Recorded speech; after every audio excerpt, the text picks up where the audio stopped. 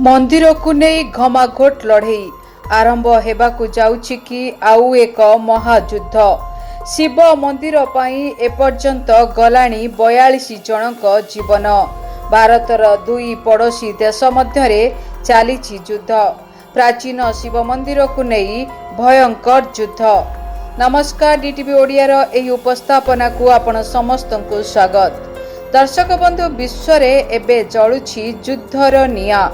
Europe रे रूस Ukraine एवं मध्य प्राच्य रे इस्राएल एवं पालेस्टाइन मध्य रे जारी रही घमाघोट लड़ई। आउ ए सबु मध्य रे दक्षिण पूर्व एशिया रे सुनिबाकू मिलिलानी आउ एक बड़ युद्धर पदध्वनि। थाईलैंड एवं कंबोडिया मध्य रे पुणी थरे आरंभ होई जाइछि युद्ध। तबे विश्व रे एबे जळुछि युद्धर निया। एही लड़ई कोनोसी आतंकवादी को नहीं नुह बरं सामान्य सीमा विवाद को नहीं उपजिछि। एक प्राचीन शिव मंदिर को नहीं दुई देश मध्यरे वर्तमान आरंभ होइछि रक्तपात। थाईलैंड एवं कंबोडिया संघर्षर कारण 1100 वर्ष पुराना एक शिव मंदिर को नहीं, जहा प्रिय विहेह नाम परिचित। नवम शताब्दी रे खमेर सम्राट सूर्यवर्मन एही मंदिर को निर्माण करथिले। तेबे कंबोडिया दाबी करुछि जे एही शिव मंदिरटी ता सीमा रे रहिछि, किंतु एहा को मानिबा को नाराज थाईलैंड। थाईलैंड पक्षरु कहा जाउछि जे मंदिरर किछि अंश ता देशर सुरिन प्रांत रे आसुछि। तेबे एही देश मध्यरे विवादर आरंभ 20 शताब्दी रु होइथिबार कहा जाउछि। 1907 रे फ्रांस उपनिवेश जे नक्शा तयारी करिले सेथिरे एही मंदिर को कंबोडियार बोली दर्शा जाइथिला। सेतेबेले थाईलैंड एहाको ग्रहण करिथिला, किंतु 1930 परे एहाको विरोध करिथिला थाईलैंड। सेही परि 1962 रे आईसीजे मंदिर उपरे अधिकार कंबोडिया को दिया जाइथिला। हेले थाईलैंड रो किछि जातीयतावादी गोष्ठी एबे भी एहाको चैलेंज करूछंती।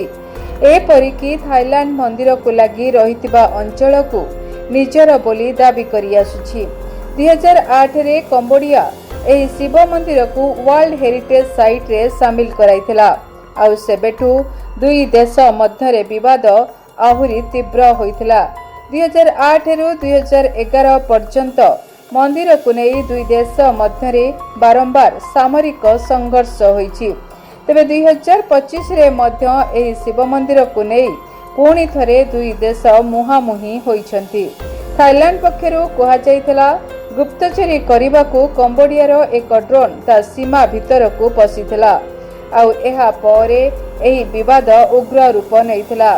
दुई देश मध्यरे रॉकेट माड़ एवं एयर स्ट्राइक होइथिला। एमिति कि थाईलैंड F-16 फाइटर जेट व्यवहार करिथिबा कथा भी कहा जाउछि।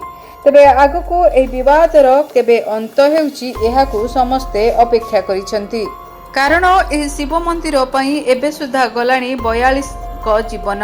थाईलैंड कंबोडिया उपरे एयर स्ट्राइक आरंभ करि दैछि। एहा पूर्वरु दुई देशर सेना सीमा रे परस्पर उपर को फायरिंग करिथिले। थाईलैंड सेना प्रथमे फायरिंग करिथिबा कंबोडिया विदेश मंत्रणालय अभियोग करिछि। अन्य पक्षरे थाईलैंड पक्षरु कहा जाइछि कंबोडिया सेना पठाइबा पूर्वरु एक ड्रोन मुतयन करिथिला। एहा परे तोप एवं लंबा दूरता को लक्ष्य भेद करुथिबा BM-21 रॉकेट माड़ करिथिला। तेबे दुई देश मध्यरे संघर्षर कोन कारण रहिछि? 1100 वर्ष पुराना एक शिव मंदिर को नहीं एही संघर्ष, जहा प्रिय विहेह नाम परिचित। नवम शताब्दी रे खमेर सम्राट सूर्यवर्मन एहाकू निर्माण करिथिले। हेले समय आगकू बढ़िबा सहित ना केवल एहा आस्थार केन्द्र होई रहिला, बरं राष्ट्रवाद, राजनीति एवं सामरिक शक्ति प्रदर्शनर केन्द्र भी पालटि जाइछि।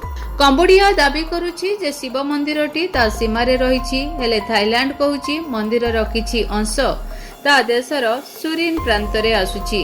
मंदिरटी डांगरेक पहाड़र एक राजनैतिक स्थान रे रहिछि, जेउठु केबे खमेर राजमार्ग जाउथला, जहा आजिर आंगकोर बा कंबोडिया एवं फिमाई बा थाईलैंड को संजोग करुथला। तेबे एही विवाद सेबेठारु रही आसीछि। आजिर दिन रे राजनीति रे परिणत होई सारिछि। विवादर आरंभ 20 शताब्दी होइथिबार कहा जाउछि। 1904 निष्पत्ति नियाଯାଇଥିଲା जे प्राकृतिक जल विभाजन अनुसार सीमा निर्धारण कराजिबो। ले 2007 रे फ्रांस उपनिवेशवादी जो नक्शा तैयारी कले सेथिरे मंदिर को कंबोडिया रे देखागला। सेतेबेले थाईलैंड एहाको ग्रहण करिथिला। 1930 परे एहाको विरोध करिबा आरंभ करिथिला। एमिति स्थिति रे आईसीजे बा अंतरराष्ट्रीय न्यायालय थाईलैंड रो दाबी को खारज करि दैथिला। 1962 रे आईसीजे मंदिर उपरे अधिकार कंबोडिया को दिया जाइथिला, हेले थाईलैंड एहाको संपूर्ण भाबरे ग्रहण करि नथिला। ए परिकी थाईलैंड मंदिर को लागि रहितबा अंचल को निजर बोली दाबी करि आसुछि। 2008 रे कंबोडिया मंदिर को वर्ल्ड हेरिटेज साइट रे शामिल कराइथिला। सेबे ठारू दुई देश मध्य रे विवाद आहुरी तीव्र हेबारे लागिछि। 2008 रु 2011 पर्यंत मंदिर को नहीं दुई देश एकाधिक थर मुहांमुही होइछंती। 2011 रे गोटिए सप्ताह पर्यंत दुई देश मध्य रे आक्रमण प्रति आक्रमण होइतिला, जेउथिरे दुई देशर 42 जनकर मृत्यु घटितिला, जेउथिरे साधारण लोकंक सहित सैनिक माने मध्य शामिल थिले। एही घटना रे कंबोडियन 29 जन सैनिक, 3 जन नागरिक एवं थाईलैंड रो 16 जन सैनिक एवं 4 जन नागरिकंकर मृत्यु घटितिला। 2025 रे पुणी थरे एही शिव मंदिर को नहीं दुई देश वर्तमान मुहांमुही होइछंती। थाईलैंड दाबी करिछि कंबोडिया रो एक ड्रोन गुप्तचरी करिबाकू ता सीमा भितर को प्रवेश करिथिला, जहा उस्काइबा सहित समान अटे। यहाँ परे दुई देश मध्य रॉकेट माड़ एवं एयर स्ट्राइक होइथिबार सूचना आसिथिला। एपरिकी थाईलैंड F-16 फाइटर जेट रो मध्य व्यवहार करिछि।